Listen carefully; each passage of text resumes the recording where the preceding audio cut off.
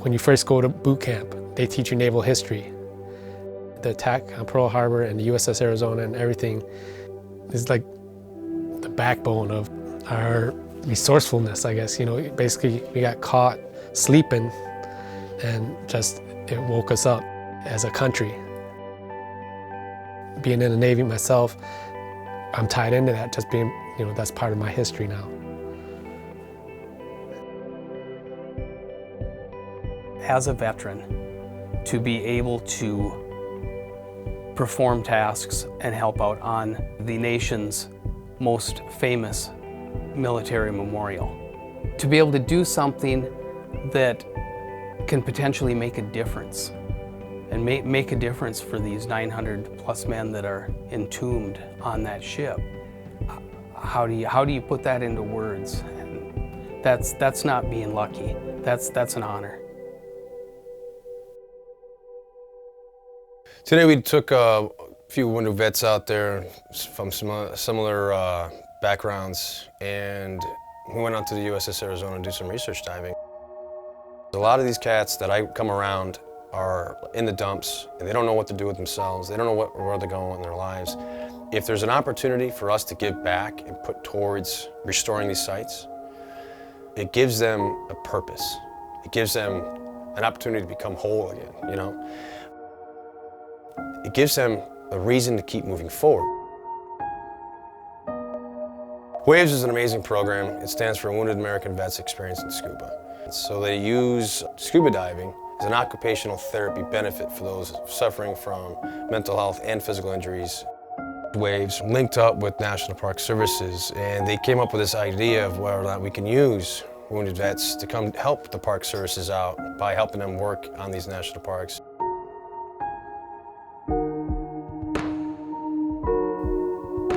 After a spinal cord injury, the freedom that it gives you out of your wheelchair, and you all of a sudden you have this four-dimensional environment that you are in where you can propel and move freely and leave the wheelchair on shore.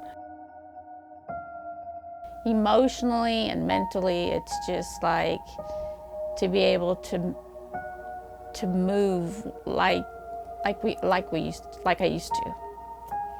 Without the chair. I mean, don't get me wrong, the chair is my legs, but to be able to maneuver and to move without it it's awesome.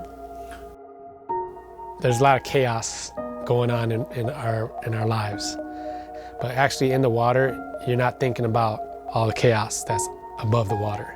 You just get to dive, focus, and see stuff that but a lot of people don't get to see. You forget about what's going up topside, you just focus on what you're doing. And that was real beneficial, I think. A lot of it is just what it does for you mentally to have that freedom from your wheelchair for a period of time. But when you put that in contrast, or you couple that with what transpired this week on the USS Arizona, I'm sorry, but this isn't looking at pretty fish. To take maybe some skills that you've developed with scuba diving and being able to put it to actual work to help your fellow sailors, if you will, for me, and do something that'll make a difference for those men that are entombed in the USS Arizona, that's just, I'll get all choked up here. That's priceless. It's just to have that honor.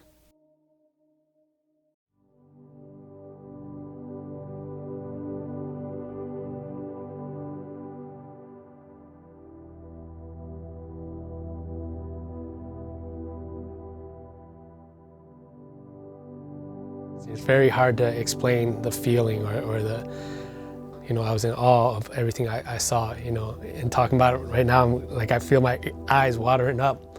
During the swim around, I seen the wooden deck and I took off my glove just so that I could touch it. And it's just, like speechless, you know, I can't think of the words to fully explain how I felt or what, you know, what it meant to me.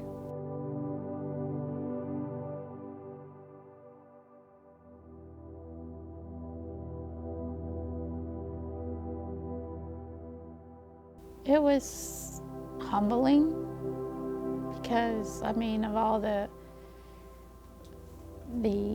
sailors and Marines that gave their lives, and to be able to go down and see it, it was, I don't even know if there's the right words. You can't really describe it. Emotional is just such an understatement. I mean, to get in the water and not be blubbering in your mask when you're down there, just thinking of what has transpired. To have the tour and go around and see up close and personal this ship and its obvious historic significance was absolutely amazing. Yeah, diving on the Arizona was an honor and awesome, but the science and to be able, you know, some people might say, well, we didn't get to do 2 dives today. Well, to me, to be in the workshop and to build that frame and then take that to the water and then install it, it was like, wow, this is cool. To me, that was better than 2 dives a day. We were trying to do some entrapment of some oil using different types of plastics to try and make sure that oil doesn't stick to it. And then we constructed a kind of a flap to see where the oil is coming up and the dwell time on that fabric in which we used. First, identify the material that worked the best, and then taking that material to see if the oil wouldn't stick to it, and then eventually you're going to build a tent to have the jar up on top. So we were doing the experiment to see what material would work and if that material really did work. Like you said, you didn't give us specific directions to do it this way in this amount of time. You just said, all right, this is what we have to do, here's what we have to do it with, let's figure it out. That was real beneficial, I think, you know, being part of the process. As we found out, when you get down there underwater, things aren't going to go like you briefed it, and so you have to be able to adapt and overcome. That's one thing that the American military is good at, is adaptability, to be able to adapt to the mission at hand. When you think of something with the incredible complexity of the National Park Service and everything that they're involved in, obviously doing underwater archaeological research is a huge part of that, but where did someone think that this has to include disabled veterans and wounded veterans? For the National Park Service to see the value in that, you know, is something that I really commend them for. To operate a program like this takes funds. And this year, the Pacific Historic Parks stepped up to the plate and provided the funding to bring the veterans in and bring the necessary dive buddies and other people that it takes to pull off an operation like this. And I can't say thank you enough to Pacific Historic Parks.